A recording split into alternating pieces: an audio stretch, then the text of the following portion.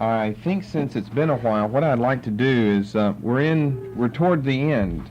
I don't think we're going to even have time to finish it if I gave us a whole hour to look at the tax collectors or the publicans tonight. We just touched on that, just introduced the subject by giving you some of the references and what the word is and where some of these places are before. But since we have been away for a couple of weeks, I guess now, from the subject of the intertestamental period, that means we've been away from taxation. And I want to see if that's somewhat clear in your mind. Not all of the specifics of it, but let me see if I can ask you some general questions and see how much of this that you remember. What brought the subject of Roman taxation up? We moved beyond the political backgrounds to the social strata, the social sphere of the period between the Testaments, where we're concentrating not on those 400 years, but on just the time of Roman occupation of Palestine. And we were looking at how Rome is exerting her influence there, whether it's by the census, whether it's by the compulsion by the military of the people to carry the pact, Matthew chapter 5, a loan word from the Persian language, things like that. Roman taxation enters the picture there. It's another way that Rome exerts her influence here. It's how she makes her force and her power known.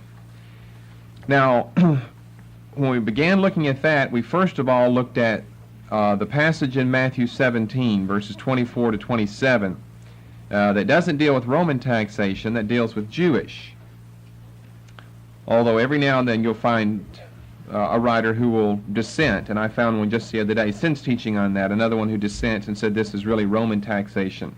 But there's really no way you can end up with that. That's Jewish taxation of the half-shekel temple tax. There, Peter catching the fish and finding the coin in his mouth. Then Roman taxation. We said that there were two types of Roman taxation. Do you remember what those were? And this is what you pretty much have to know, because all of the taxing questions, besides the one in Matthew 17, in the New Testament, always break down into these two divisions. Two types of taxation. Okay, a poll tax or a head tax or capitation tax or an individual tax, but what's a broader name than that? What does that come under? You don't even have to know any of the Greek terms or something. There are two different types. There's the direct tax and the indirect tax. The direct tax and the indirect. Remember, with the direct tax, what's going to make a difference whenever we get down here to these publicans later on is the fact that the direct taxes are not administered through the lowest or highest bidder, depending on how we're going to study this, and we'll explain that later, more later. The direct taxes were administered through imperial officials that were stationed in the various provinces of the Roman Empire. They would collect the taxes directly and have these taken back to the emperor. And so there are different words, like we looked at, I think, pharos was one word. That's the more general term. Then we looked at cane sauce. That is that's a Latin loan word. If I remember correctly, Matthew and Mark are the ones who use this term, whereas Luke and Paul use this term. They really mean essentially the same thing. That has to do with what was just said, the poll tax, individual tax, head tax, capitation tax, whatever you want to call it. That's the direct tax that was imposed on women in Israel from the age of 12 to 65. Once a year they had to pay this tax. For men in Israel from the age of 14 to 65, once a year they had to pay this tax.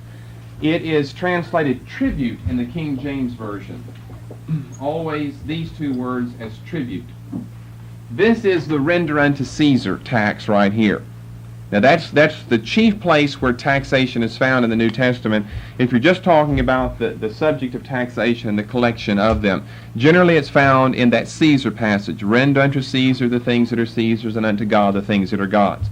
This is the direct tax that goes to Caesar. Notice he said even render unto Caesar, not render unto the man, the local subcontractor to whom the taxation privilege has been farmed out in this sub-Syrian province of Rome, of Judea. Nothing like that at all. Render unto Caesar the things that are Caesar's. A direct tax. Then we have the indirect tax. Two different types of taxes in the New Testament. I think in the King James it's translated as custom.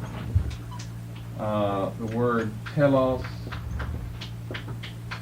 T-E-L-O-S, it's only used a couple of times to even have reference to tax. Many times it's translated some other way.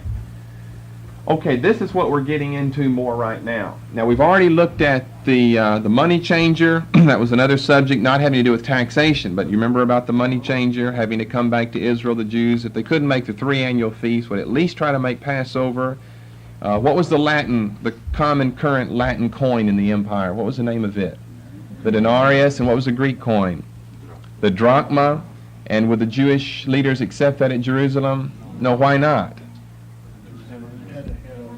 Okay, they're claiming it's got maybe some false pagan images on it. That's probably not totally 100% reliable, because even the silver Tyrian coins, some of them that have been discovered, had images on them as well.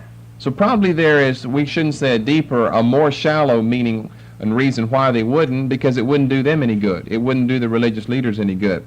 Annas had been high priest, a son of his high priest after that, his son-in-law Caiaphas after that, and 2 more sons of Annas after that.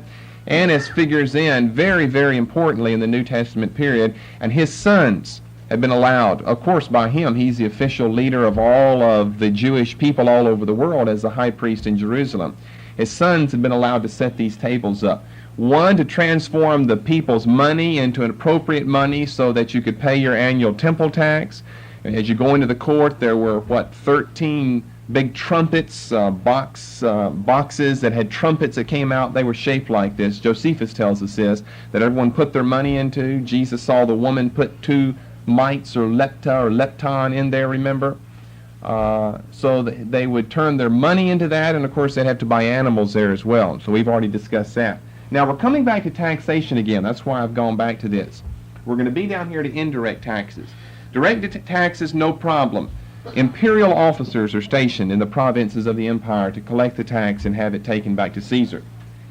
Indirect tax is done through the indigenous people. So this is where we come into the question of the so-called publicans of the King James Version. So we've got 2 important, let me just say this, 2 really important taxation spheres in the New Testament. One fits under the direct tax, and it's surrender unto Caesar. So many times where they're talking about taxes in the Gospels, it's this render question. But you know what? More often than that, you'll find this word in the King James, publicans. That fits down here under indirect taxes. And really this is more frequent than the render unto Caesar passage. That's just duplicated Matthew, Mark, and then it's mentioned a couple of times over in Luke. Whereas in the King James Version, we've got the term publicans, the singular and the plural, appearing 23 times. So if you really want to know what's the biggest taxation issue, the question is the render. Because this isn't a question, it's just stated that Jesus went and visited the publicans and the sinners, or the publicans and the harlots, or the publicans and the Gentiles, or whatever. But it appears more frequently than does the render passage.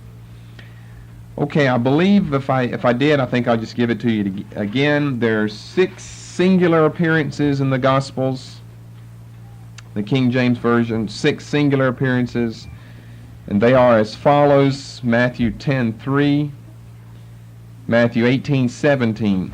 We're going to go through as many of these as we can, looking at certain themes here. Luke 5:27, and then 3 times in Luke 18. Verses 10, 11, and 13, with the parable of the publican and the Pharisee. It's one account, but the term publican appears 3 times. Luke 18, verses 10, 11, and 13. And then the plural form is found 17 times.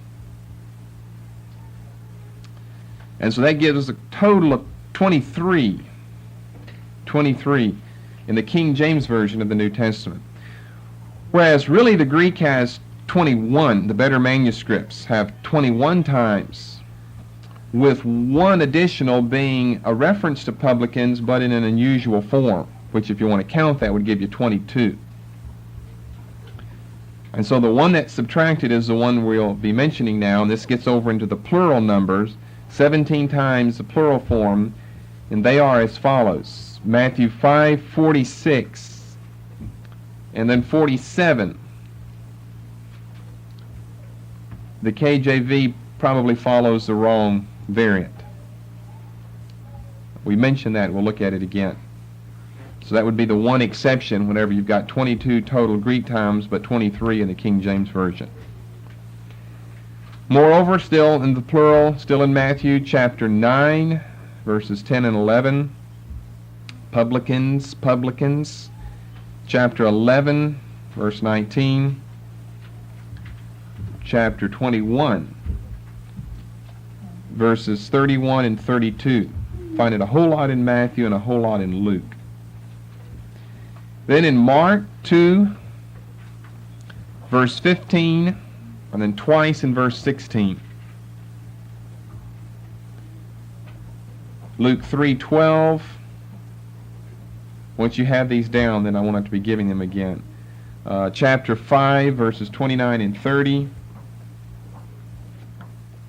Chapter 7, verses 29 and 34. Chapter 15:1 and 19:2.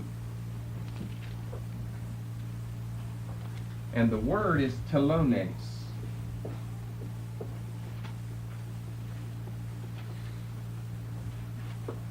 T-E-L-O-N-E-S.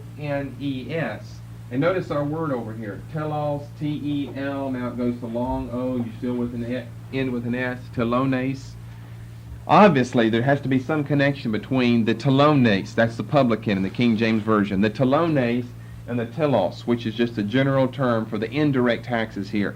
Not administered, not farmed out through the imperial leaders, but farmed out to the local inhabitants, the indigenous people. Now in Luke 19 and verse 2, we have architelones. Gives us our unusual word. If you just put an A-R-C-H-I in front of telones, T-E-L-O-N-E-S. We'll look at that here in just a moment. Okay, I think that gave you everything. Okay, so you count all those up, you got 23 in the King James Version. You count all those up and subtract Matthew 5:47, which is a wrong variant, and this passage here in Luke 19:2, because it doesn't just use telones, it uses architelones. You subtract those two and you'll have 21 appearances of telones and one of the architelones, which gives us 22. One less, in other words, in the King James Version. Okay, invariably, the King James Version gives us publican or publicans. Without exception, it's always giving us publican or publicans. Now, exactly how that word got into our Bible, we're not for sure. But it is a totally false word from someone's false misunderstanding of ancient history, because the publicani were anything but what is meant by the New Testament publican. So let's discuss that. We have to go back to Roman origins here, and we'll see where we get the name of these people. The publicani were a group of Roman capitalists of the equestrian order, second rank in society. The publicani were Roman capitalists who had, this is the first step now in your knowledge of knowing what the publicans were, who had purchased at auction the right to collect taxes for Rome in certain regions of the empire.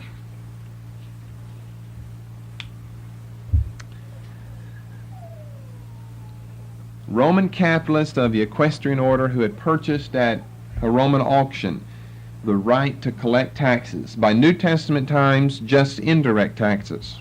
Prior to that, direct and indirect. But Rome, for Imperial Rome of the New Testament, just the IDs, the indirect taxes for Rome in certain regions of the empire. Now, many times it would not be one man, it would be a group of men. That's why I give you the plural here instead of the publicanus, the publicani. It would be a plurality of Roman men who would pool their money together and buy this right to collect taxes. Now, here is why sometimes you'll hear that the taxes were farmed out to the highest bidder. I think I might have said that before. And then sometimes you'll hear that the taxes were farmed out to the lowest bidder, and I think I've said that before. It's because it depends on which way you're looking at it, depends on which end of the line you are. Whether you're back here with the publicani or the publicanus, or whether you're down here with the local native, the indigenous inhabitant of the country that's going to work for either this man, the publicanus, or for these men, the publicani. Here's what I mean by that. First of all, you know how bids are different. At an auction, you don't accept the low bid. You want a high bid there. Whenever you're trying to sell something, you want the high bid. Whenever you're subcontracting something, they're not looking for the highest bid, they're looking for the lowest bid. Wouldn't it be good to go to an auction and give the lowest bid and get the object? And be able to give just the reverse of that. When you're contracting something, give the highest bid, and you're guaranteed the higher it is, the better it is, someone's going to hire you to do something. Well, you see, we have different things. We mean different things by the high bid and the low bid. Depends on, what end of the spectrum you are. These men had to be high bidders. They paid a sum into the public treasury at Rome.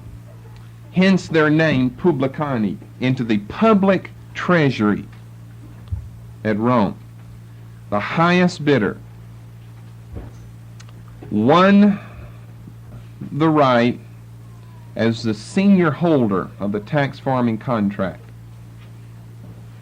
Or senior holders, it could be a plurality of them. Now, the Greek term demotiones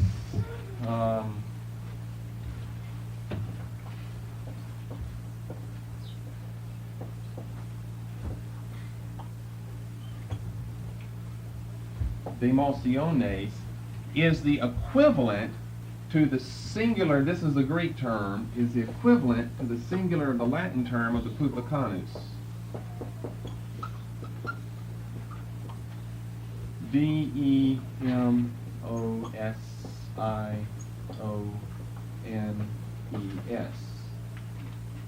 Demotiones. Demotiones always appears in other words, if we have reference to these men rather than what we're going to get to down here, the low bid, the indigenous men. If we have reference, and we don't in the Bible, that's the problem. If we have reference to the publicani, to the senior holder of the tax farming privilege or contract, the one who would then farm it out, he would turn it around. He had this privilege. He won the bid. And so now he wants a subcontractor to work for him on the spot. It's exactly what a lot of you do in your line of work. There is someone who is up here at the top, and then he farms it out to you, and you actually do the work, and yet he gets paid for it as well. You get paid, he gets paid as well. It's exactly what we're talking about right here. If we have reference, in other words, Levi is called a what in the King James Version? A publican. Is he a Roman capitalist? Heavens no. He's not in Rome. He's in Palestine. We have no reference at all to this group of men, that if we had reference to them, rather than finding telones in the New Testament, we would find this Greek term right here. It always is used as the translation, the Greek equivalent, if we have reference to the publicanus or to the publicani back in Rome. And this term is never found in the New Testament. The term telones is always found. Therefore, that's what I'm trying to show you. Just the fact that publican, that word, made it in. You can tell it came right from the Latin, right over into the English, is totally without warrant, 100% totally without warrant. Someone in looking back skipped over this step down here. They confused the low bidders with the high bidders and thought that we were talking about the high bidders and we were talking about the low bidders, and they should have gone by a different name. And they gave us publican as a result. And so you get it 23 times in the King James Version. You understand what I'm saying? Mm-hmm. All the time without warrant. It should never be found a single time.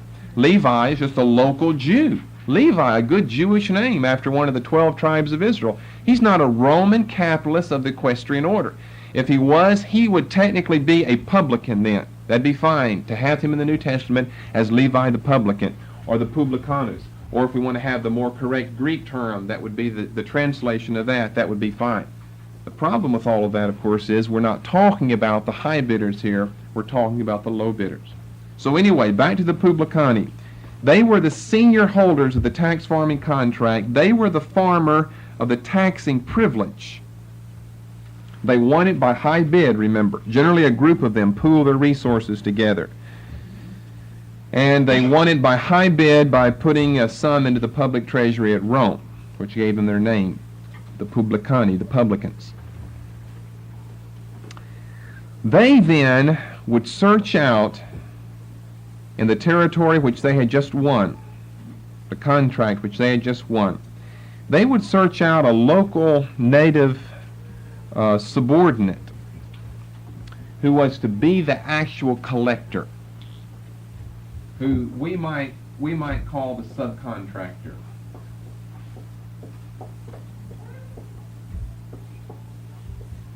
An indigenous local native who would serve as a subordinate for this man or this group of men back in Rome. This is the man always under consideration in the New Testament. And notice he's not the publican. The publican is the Roman, is the Gentile, is the equestrian ranked man back in Rome. This man is always going to be a local man. Now he can be up or down the ladder religiously or financially or socially in whatever sphere we're talking about, whether it's Syria. They had, quote, publicans down in Egypt, not publicans, really tax collectors down there. Those who had given low bid and won the right to serve as the local, national, or whatever representative of the publicani back in Rome. Now you see how they're going to win by high bid. Rome is going to ask, we want someone to take over the control of this territory as far as their indirect taxes are concerned. Who will do it? Well, 2 men over here, 4 over there, a group of 8 over here, a single man over here, they raise their hand. Okay, what's the bid then? Whoever's got the highest bid, they win the privilege. Now, they're going to bid high, but they've got to make that money back, you see. That's how they're going to make their money. It has to be worthwhile for them. Okay, what about for the low bid man? Once a certain group up here of the high bidders wins the publicani, they control now, let's say, Palestine, all of the indirect taxes there. They're going to be looking for, and sometimes they work, many times they work through the tetrarch. They just couldn't come into the territory. They'd work through the tetrarch, like a Herod or Philip or something, work through him down to a Levi, and even through Levi maybe down to someone else, or through a Zacchaeus down to someone else. They're going to say, who in this territory? In other words, you don't have one of these low bidders in all of Palestine. You've got many, many, many of them everywhere. And you have to have, it's a whole network, and you have to have top ones that are in control of all of those and so forth. They're going to ask, who in the territory will collect taxes for us? And so you get a group of men. Now, they're not going to give high bid. They're going to give low bid, because what the low bid is, I'm going to charge you this much for doing this work for you here. Therefore, you're looking for low bid, not high bid, just the same way a lot of you men work. You're looking for someone who's only going to charge you a low rate here, and you're looking for the lowest rate possible. Well, he can really go down low, you see, and then make up whatever he's lost by cheating the people. And that's exactly what they did, and that's how things can be done. You can give a low bid and then do a shoddy job. You made money on it. It didn't cost you anything. Give the lowest bid and do the worst job possible and be out of there in the quickest time possible, and you made money on it then. And so if you understand that, you understand what we're talking about here with the publicani and the local natives. Now, before New Testament times, both the direct and the indirect taxes were farmed out.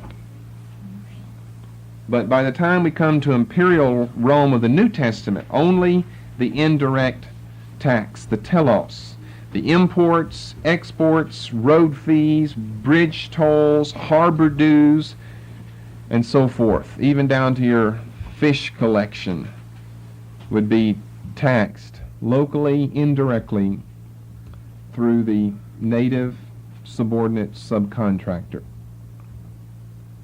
So you can see I'm kind of preaching with a little vehemence here, because my technical nature has problems with the King James always giving us publican. Because if you know, no one knows what a publican is. They think it's Republican versus Democrat or Independent or something. And if you knew anything of what it was, you'd think, well, what are those men in Rome doing all the way? And how did a Roman get the name Levi? What a good Jewish name. or today maybe a black name, but then at least a good Jewish name. How did a Roman get the name Levi? What's Levi doing over here? And Zacchaeus, that's got to be a Hebrew name. That doesn't sound like a good Latin or Roman name. So if you knew what a publican was, then we don't have that problem. No one knows what publicans are. You'd skip over the low fellas down here and think of the equestrian order back in Rome, which would simply not be true at all. Now this group of people, they were notorious for being corrupt, for being evil, for being bad. They had a terrible reputation, not only in Palestine, but in wherever they went. And it was kind of like the name that the Corinthians eventually received whenever in ancient literature something is said along the line that, they do like the Corinthians. That means that you were sexually promiscuous. Do like a Corinthian, act like a Corinthian. And so the publicans more or less had become a catchword, or the tax collectors had become a catchword for all that stands for moral evil and degeneracy and financial corruption and social instability as well. For instance, they are classed with sinners. It's interesting how they're classed with sinners. Matthew 9:11, 11:19, Mark 2:15-16, Luke 5:30, Luke 7:34, and Luke 15:1. Can you believe all those passages? It would say something in the King James like publicans and sinners, publicans and sinners, publicans and sinners. Now that's a pretty evil company to be in, sinners all the time. They're mentioned with sinners in all of those passages.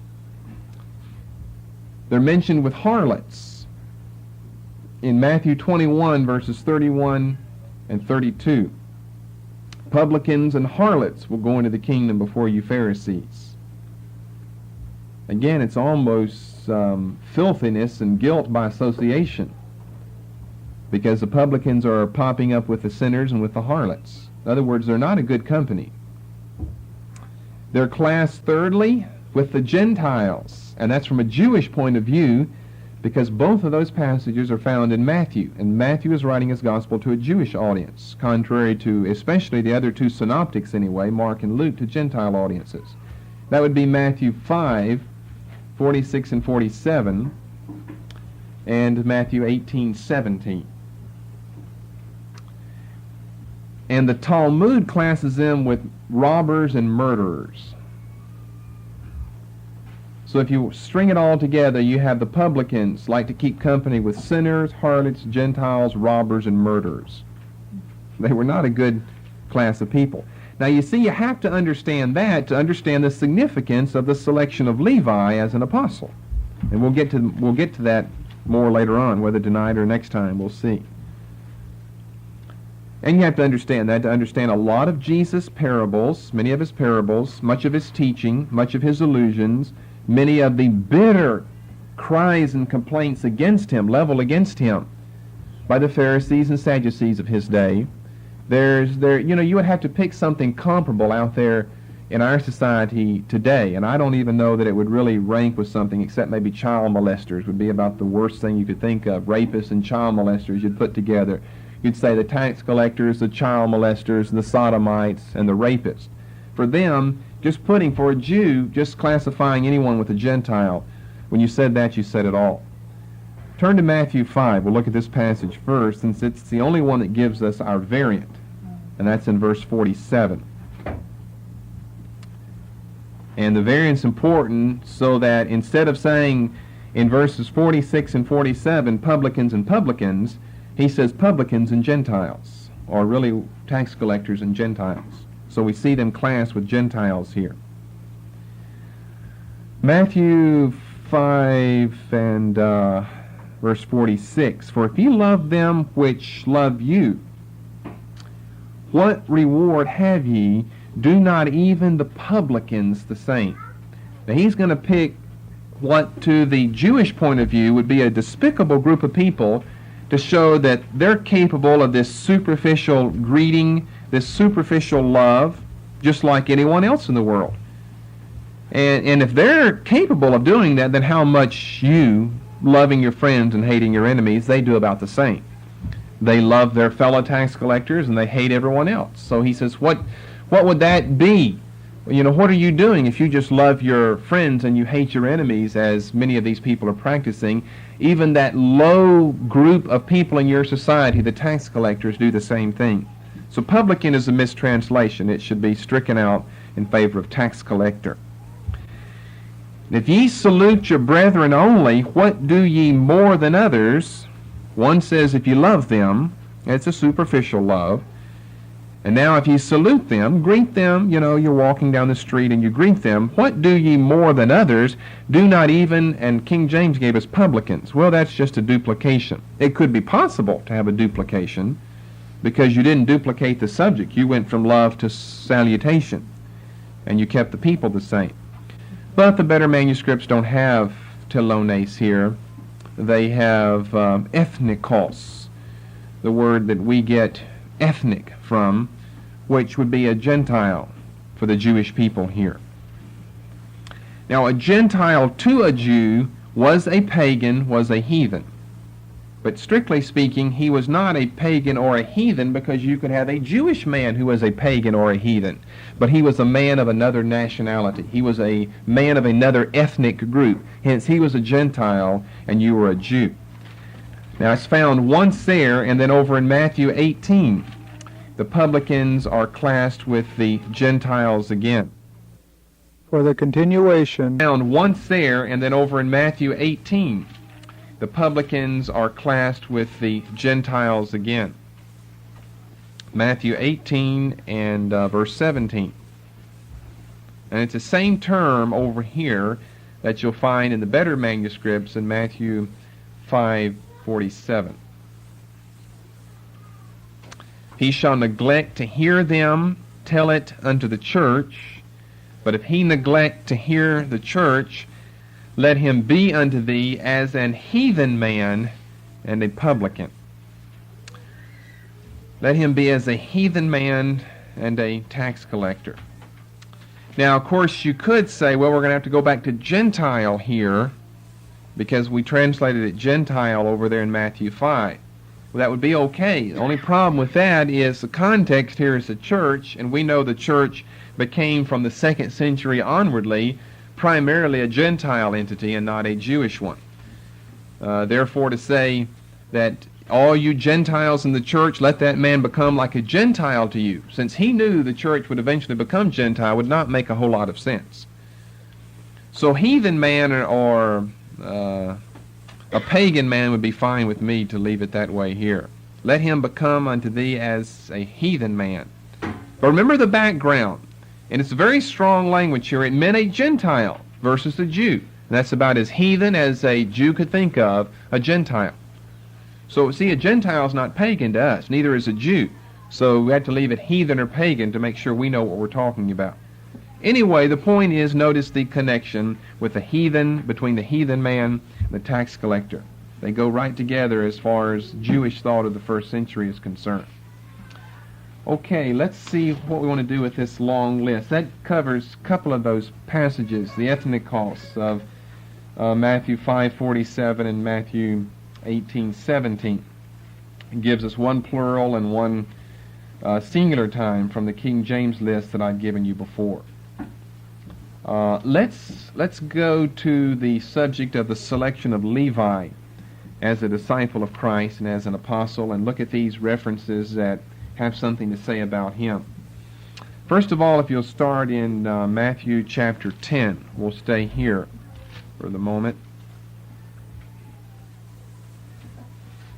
Matthew chapter 10 and verse 3. Eventually we're going to get all of these references covered here. Matthew 10 and verse 3. He called his 12 disciples, gave them power. The names of the apostles are Simon and Andrew and James and John and Philip and Bartholomew and Thomas and Matthew the tax collector. And don't forget, this is Matthew's gospel. He's writing this. He's writing about himself. Matthew the tax collector. Matthew may have been his his apostolic name, like Peter was for Simon or for Simeon, as James calls him in Acts 15, as Peter calls himself in 2 Peter chapter 1 and verse 1.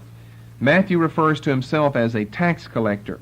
Now, for the story, we have to go back a chapter earlier, chapter 9, to get the story of this man, Matthew. Verse 9. As Jesus passed forth from thence, and we're going to have to get where the thences are here in a moment to get the import of the story, he saw a man named Matthew sitting at the receipt of custom. Remember, the direct taxes are translated in the King James as tribute and telos. The indirect tax is always as custom. The receipt of custom, and he saith unto him, Follow me, and he arose and followed him. The word here, again, telonion. Now, we've given you that for the tax, telos, we've given you telones for the tax collector. Telonion was the tax collector's booth or the table where he sat. This receipt of custom is okay, but I guess what comes in my mind is a sales receipt, when I see receipt. But that meant that this was the receipt of custom, the place where the man who worked in the toll house received the custom, the indirect tax that was due the people in his vicinity. And so it's this Greek word right here, Telonion, telonion, the receipt of custom. And we'll find it in Mark. We'll find the same word in Mark 2:14 with the same story as well.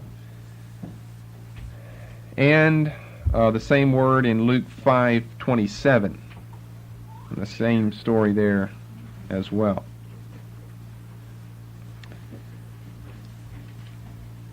Now, you have to consider for a moment, we're going to be turning to the Mark and Luke passage and looking at these here, the Mark 2 and Luke 5. You have to consider here for a moment all that I've said thus far of what the Talmud, murderers and robbers, and what the common Jewish opinion is seen in the Synoptic Gospels here of the Gentiles, of sinners, and of harlots, what the people thought of the tax collectors of their day. They were always local people. They were native people, like a Levi, like a Matthew, like a Zacchaeus, like many other Jewish people in Palestine. What the people thought of that. And then to have Jesus go, he selects fishermen. Many of his disciples came from the fishing background, the fishing industry. And it's very notable that one of them, and it's very obvious that one of them came from practically, in the Jewish point of view, the most notorious background possible. And that is not a harlot, that is not a thief or a robber, that is a tax collector. It's interesting, not only was he chosen as one of the apostles, he was also chosen to write one of the most beautiful of our four Gospels. The others are one of our most beautiful of the four as well. But chosen to write what became in our Bible the first of the Gospels, 28 chapters of good, sound, Christian to a Jewish audience teaching from a Jewish point of view. He's a tax collector. It's interesting also that we don't have a single hint, a single reference, that there was any problem with the other apostles over the selection of Matthew. You'd think that would be a good thing to have some disputes about. Rather than choosing who's going to be greatest in the kingdom, it'd be an easy discussion who's going to be least in the kingdom. It'd have to be Matthew, the tax collector. Greatest, it might be John or James. We're not for sure which one of those guys is going to make it first. But the bottom rung, which probably doesn't even belong to Judas Iscariot. They didn't even know that. It would have to belong to Matthew. Well, evidently not. Not a single reference. Not a reference in Acts, not a reference in the epistles to any problem that the early church ever had, or that the early disciples of Jesus prior to the founding of the church ever had with Matthew the tax collector being selected. There must have been something significant, something unique about him and his selection. And what, of course, appears to be so significant is his readiness to leave, to drop and follow Jesus, to leave such a lucrative business that he had. It must have spoke very highly of him in the minds and to the eyes of his fellow apostles. So let's look at some of these other passages, and we'll put more of the story together, and we'll find out where he's from. We'll find out where his toll booth was set up, and so forth. Okay, Mark 2. In verse 13. Mark 2, beginning with verse 13. And as he went forth again by the seaside, all the multitude resorted unto him, and he taught them. And as he passed by, he saw Levi, the son of Alphaeus, sitting at the receipt of custom. Now they gave us a marginal reading in Mark at the place where the custom was received. It really should have said at the place where the tax was paid, though, because we still don't know what custom is. Now, telonion is the same word found here as over in Matthew. They didn't give us a reference in Matthew 9, but it's called the receipt of custom again. And he said, "Follow me," and he arose and followed him. Now, what you have to picture here is a little booth. You ever seen these, like a little road booth where a little man stays in the booth and he has to operate the arm that goes up and down. He comes out of his little hut right there. It's a little booth like that set up with table and places to store money and keep money. He generally traveled with guards that were stationed by the edict of the local tetrarch. That would only make sense. Think of how many people would want to rob, not the money changers, but the local tax collector, though. With all the money, he's out there in the middle of nowhere on some desert road or holed up in a hut on a bridge over some river with all this money piled in there. And he doesn't have shotguns or pit bull terriers to do his fighting for him or something. He's just got these soldiers that are going to be stationed there to make sure no one steals his money. Because some of that money has to go back to the tetrarch, who might slip a few bills out for himself, and then eventually that money has to make its way all the way back to the publicani, who in Rome, remember, who are the senior holders of the tax farming privilege or contract, who are bidding this out to the local native subordinate subcontractors in Palestine. So he has left quite a lot to do something. Follow this man Jesus here, Levi, the tax collector, to leave all of that, money, to leave the future privilege of just raking in the coins from the Jewish people, to follow this itinerant evangelist and miracle worker around Palestine. Amen. And that's not all. Look what else happened. And it came to pass that as Jesus sat at meat in his house. Now Mark is not as clear, I believe, as Luke will be, but clear enough, he said his house, he must mean Levi. Many tax collectors and sinners.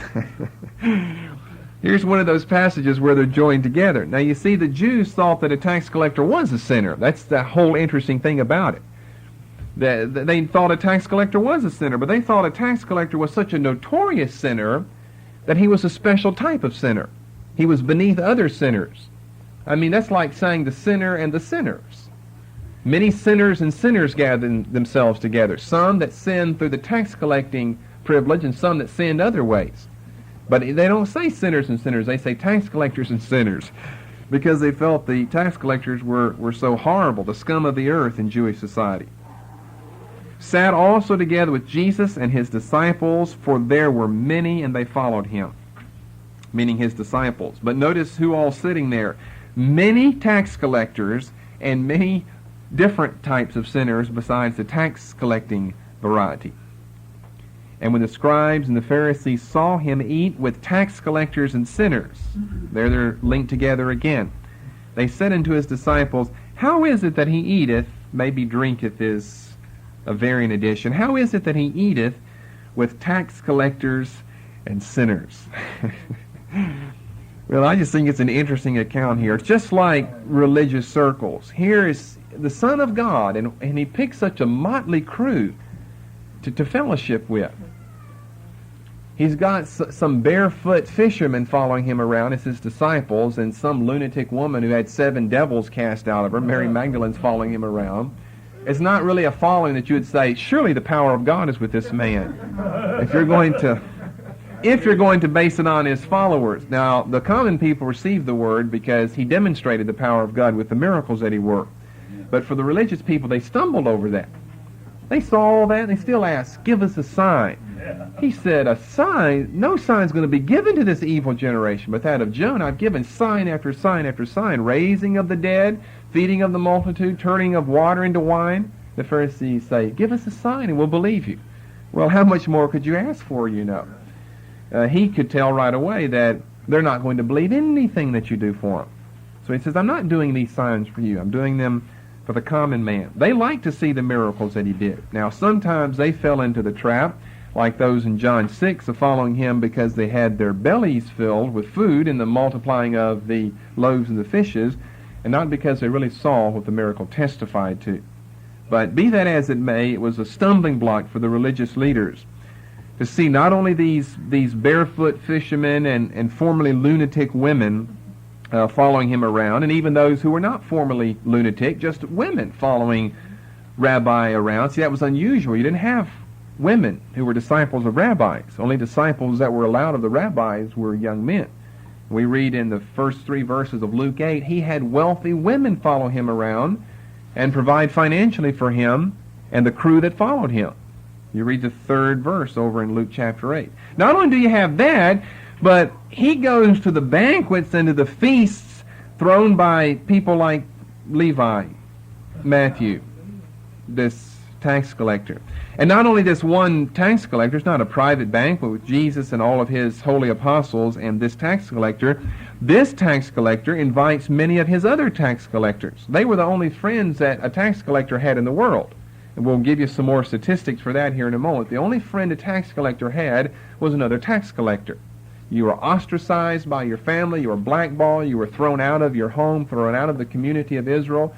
You were counted as a pagan, a heathen, a Gentile, to ever sell yourself as a subcontractor to the publicani back in Rome. So we're saying that Matthew, Levi does 2 things here. Not only does he follow Jesus and leave all, which testifies highly to his favor, but he throws this feast here, brings all of his friends together, evidently to hear the message of Jesus, which also would have spoken highly of him in the eyes of the other apostles. I'm trying to give you the whole story of what's going on here with the selection of Levi. Levi is probably his Hebrew name, and Matthew perhaps is a name that Jesus gave him. Okay, then if you look over in Luke, maybe we'll see a little more of the incident here. Luke chapter 5, beginning with verse 27.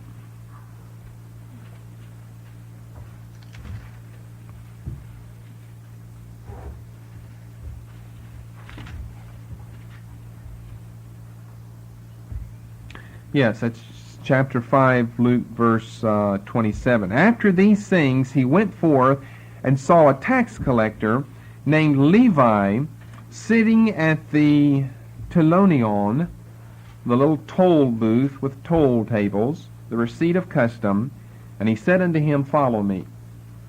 And he left all and rose up and followed him. And Levi made him a great feast in his own house. Now you see, Mark said that he did it, but Luke names him. Levi made a great feast in his own house. And there was a great company of tax collectors and of others that sat down with them. But the scribes, the Pharisees, they're at it again, murmured against his disciples, saying, Why do ye eat and drink with tax collectors and sinners? And then Jesus goes on to say what he said, and we will look at that later. Now, if we put all of the data together between Matthew chapter 9, Mark 2, and Luke 5, we find that Jesus is on one of his northern Galilee, that is the Sea of Galilee, tours.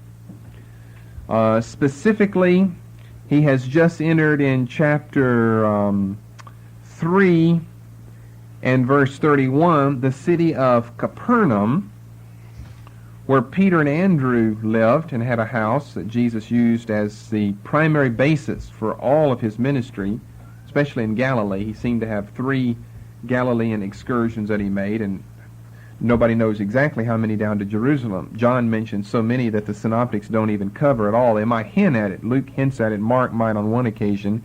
John gives us a lot of that. He's at Capernaum this whole time here then. He's in the synagogue healing the man. According to Matthew and Mark, we find out that it's the same place, Capernaum. You find that here not only in chapter 4 of Luke in verse 33, but chapter 5 and verse 12 as well. He's in the synagogue, and then over in chapter 5, he's healing another man of leprosy. The whole time we see that he's on what Luke calls the Lake Gennesaret, which is just another name for the Sea of Galilee. Matthew refers to it, Mark refers to it, I believe, as the Sea of Galilee. John refers to it as Sea of Galilee and sometimes as Tiberias. Luke, I believe, is only refers to it as Gennesaret. It's the Sea of Galilee. Okay, now I may just be talking around in circles to you right now until I show you what I want to show you by that. Capernaum. You know where Capernaum is? It's a city right up on the northern shore of the Sea of Galilee. That's where Levi lived. Now it said that Jesus went by when he was here in the city of Capernaum. You see, I've been there where the old ruins to perhaps the first century synagogue is, underneath the primary ruins of a 4th century synagogue. Probably this exact same synagogue, the 1st century ruins of it, the 4th century built on the exact same place where Jesus is casting this demon out of this man over here in chapter 4 of Luke. Peter lived here. Peter's house, according to tradition, is still there. We saw that. Whether that's really Peter's house or not, it has to be somewhere in the near vicinity. They don't have towns like, Capernaum is just a seaside village is what it is. We're not talking about a town with 100,000 people. You're going to all be within a few, not square miles, but acres of one another there. Peter lives there. Levi is collecting here. We see Levi made him a great feast in his own house. Levi had to own a house here. All of this is taking place in Capernaum. What's so important about that? Because of where it's located here on the Sea of Galilee.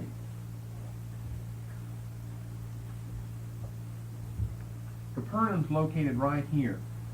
Damascus off the map, but in this direction. And there was a very important trade route that went all the way to Babylon, Assyria, came up here, following the Fertile Crescent through Damascus, that came down through Capernaum, into Galilee, on over to this road, all the way on down into Egypt. In other words, this was an international trade route that would run right past the city of Capernaum. Not only that, therefore, any Jews, heading out of the country or coming back into the country from Babylon, from Assyria, coming back to one of the annual feasts or something, then it's imports, exports, it's harbor fees if you're over here on the Mediterranean, it's the toll for bridge, it's road charges, road fees, even to travel on the roads and everything, you had to pay a fee.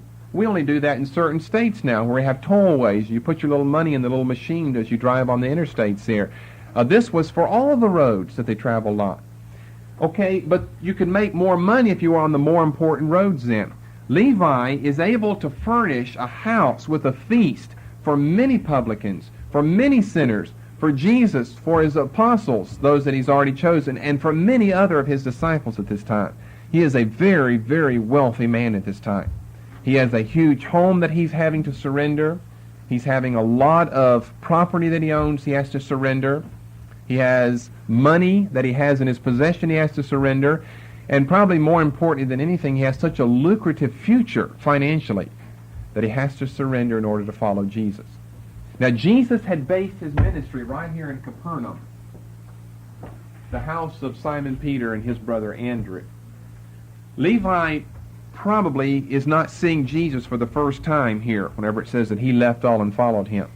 Whenever Jesus told Peter, Andrew, James, John, drop your nets and come and follow me, that wasn't the first time he had seen them. He had talked to them earlier. They had been with him. They'd gone back to fishing for a while, and finally he comes to them again and says, if you drop your nets and follow me, I'll make you fishers of men, and they do that.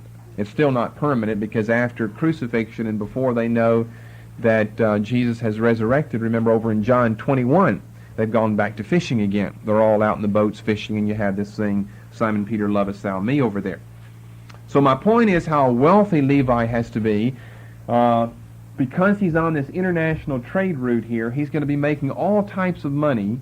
He's probably, since he's mentioned here as a man who's able to hold a feast for all of the other publicans, he's probably the publican, the tax collector, who's in charge of the vicinity of Capernaum here, and he has other tax collectors that work under him. He's probably working for Herod up here, who's stationed in Galilee. He probably works under him. Some of the money goes back to Herod. Some of the money, most of it, is supposed to anyway. That's the logic of the matter, is to go all the way back to Rome. Another interesting thing about Capernaum is this. Obviously, you have many cities on the Sea of Galilee that are important fishing villages or fishing cities. Well, the fish, to take them out of the city and to bring them in, take them out of the sea and bring them into the city, they're taxable as well. So Levi seems like he's got a double advantage here. He's not only stationed on an international trade route, but he's stationed in a very important fishing village, Capernaum.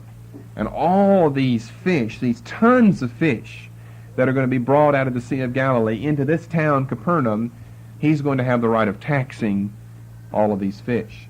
Maybe even to the point of taxing the boats for space in the water. You see, you have harbor fees, you have fees for use of water, you have fees for use of everything. He's going to be raking in the money because of where he is stationed here at this time. Now, seeing all of this about Matthew, you ought to have a better appreciation for Levi and Matthew as a follower of Jesus, and for what it cost him to do what he's done here in leaving all and in following Jesus. Now, to leave all was not just to leave his home, not just to leave the money that he had, not just to leave. He's right here in his toll booth. Whenever Jesus sees him on this second or third or however many times he's seen him before, not only to leave that, but to leave his whole future life as well. He ends up one of these apostles over in the upper room praying for the baptism of the Holy Spirit in Acts chapter 1. Spiritually, that's light years removed from his earlier days of being a tax collector, working directly under Herod Antipas up here to the north, and more or less indirectly under the Publicani who are back in Rome. Now here is our best example because of the fact he ends up as an apostle, a member of the Christian church, and a member of the Christian church as an apostle of the so-called but misnamed publicans of the New Testament, better referred to as the tax collectors. Then if you'll look over into, I believe it's chapter 19 of Luke, we have our only other man who's mentioned by name as a tax collector. This man is named Zacchaeus, and he's really at the opposite end of Palestine from Levi.